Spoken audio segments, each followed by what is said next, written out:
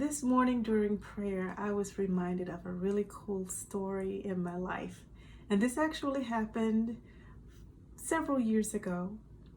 But a little backstory is that it was early in my marriage, and we were not atypical of a lot of young couples, broke.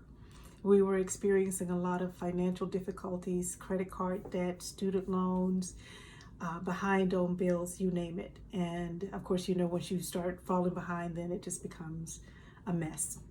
Anyway, we were in financial trouble, and I was out walking one morning, and I was going through my favorite neighborhood to walk, and I heard God say to me, "I'm going to give you a house."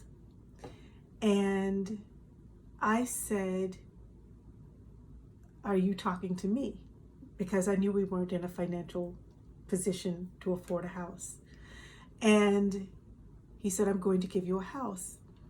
And of course, I'm walking in the middle of the day, so I'm like, if this is you, send me a dog. Not 2 minutes later, this girl rode up on a bike with a dog on a rope, handed the dog to me and said, "My dad said I had to get rid of this dog, you take it." And the dog sat down in front of me, and it was looking at me and I was looking at it. And I'm like, okay, God. So I take the dog on the rope and I go walking through the neighborhood, and I walk for about 2 miles, and the dog on the rope is, walking with me. Now it's about 10 o'clock in the morning, and it's a little bit warm, and most people have walked their dogs.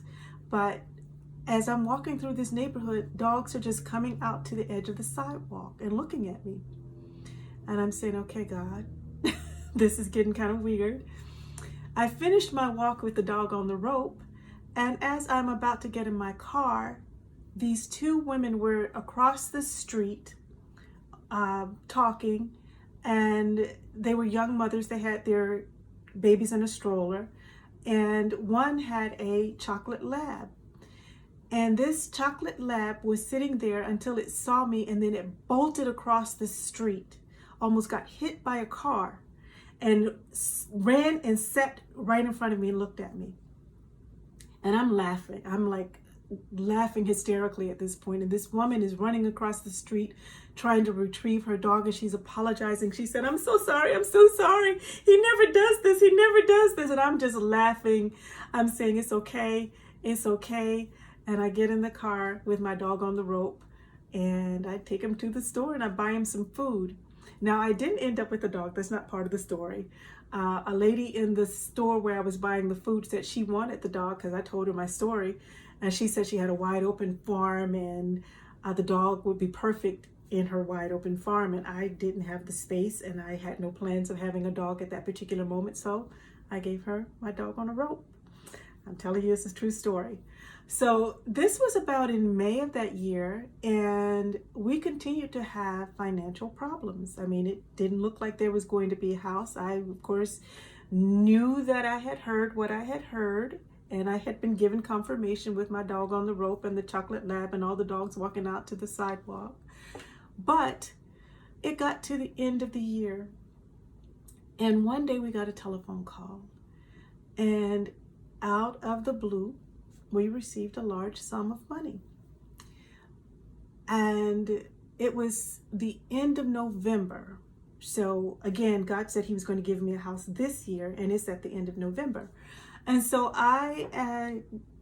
we start planning on what we're going to do with the money. Of course, we paid off our bills, and we were debt free. And I called a mortgage company to find out what the likelihood or possibility of us getting a house, given that I knew our credit was in trouble, was bad, and not in trouble, it was bad.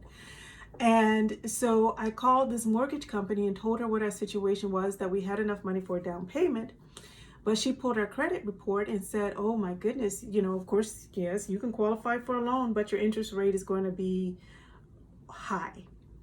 And it was like 14 or 15%. And she said, "So for the value of the house that you were going to get, you were going to end up paying this unless you could afford to pay, based on that high interest rate."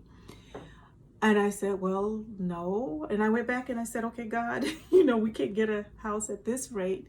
And let me go back. So I asked the woman, I said, how long does it take for the interest rate to go down because we've paid off all this debt? And she said, well, it takes about 30 days. And I'm looking again, it's at the end of November, end of 30 days, end of December. There's no way in the world for us to get a house during this calendar year.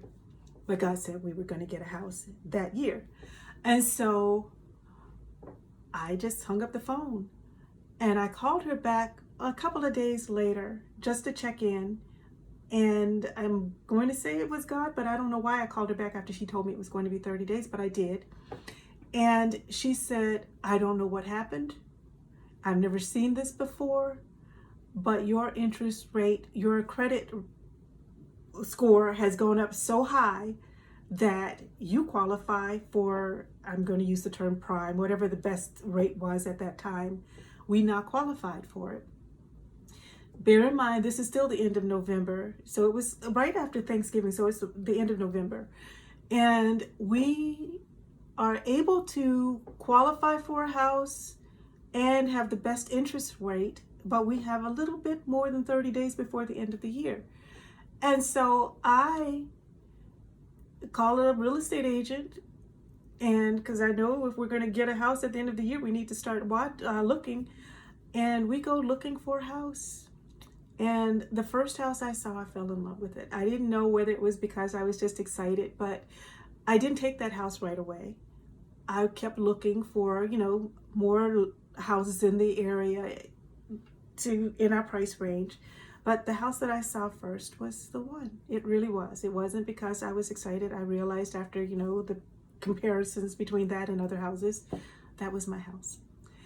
But it is still about this point, mid-December. Well, the real estate agent helped, and he said it's usually going to take about 30 days. So don't expect to close in December. And I'm like, but in my head, in my heart, God said, I'm going to get a house this year.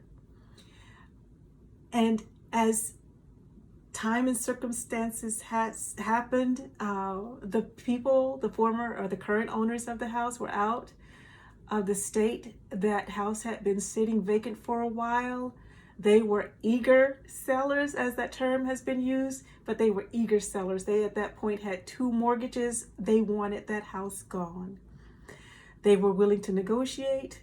We got the house and we closed on it December 29th of that year, before the year ended. I'm telling you this story because I want you to be encouraged. A lot of times we hear God and we don't know for sure whether it's God or whether it's our hopes and dreams. And I tell you, you know, before then, since then, and at that time, that has happened to me. But I want you to know that sometimes, you know, you hear God and don't doubt him. It's okay to ask for confirmation, because after I've told that story to some people, it's kind of like, well, you're not supposed to question God. And I wasn't questioning God. I was questioning, you know, my brain. I wanted a house, of course, but I knew that that thought came out of the blue because I wasn't thinking about a house. I wasn't thinking that I was going to be able to afford a house. But when I asked God for confirmation, he gave it to me. And there are biblical examples of God giving confirmation to people. You know, Gideon, who wanted to make sure that God told him to go and fight against the Midianites. And he said, make the fleece wet and the ground dry, and make the ground wet and the fleece dry. And God did it. So if there is something going on in your life and you believe God has spoken to you, ask him for confirmation. I offer you this story because it was just a cool story. And because I want you to be encouraged. Sometimes in your life, there may be no reason or no way for you to figure your way out through a circumstance. But God is God, and he can do anything. And I hope you find your miracle and a good story to tell. I look forward to hearing from you. Thank you. Be blessed.